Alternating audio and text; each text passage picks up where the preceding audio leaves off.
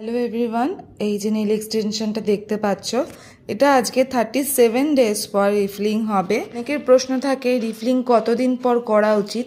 আমার মতে রিফিলিংটা কিন্তু 30 ডেজের মধ্যেই করে নিলে খুবই ভালো হয়। এই ক্লায়েন্ট আমার কাছাকাছি থাকে না, সল্ট লেকে কাজ করেন উনি, তাই উনি যখন বাড়ি আসে সেইভাবে আমার কাছ দিয়ে কাজ করায়।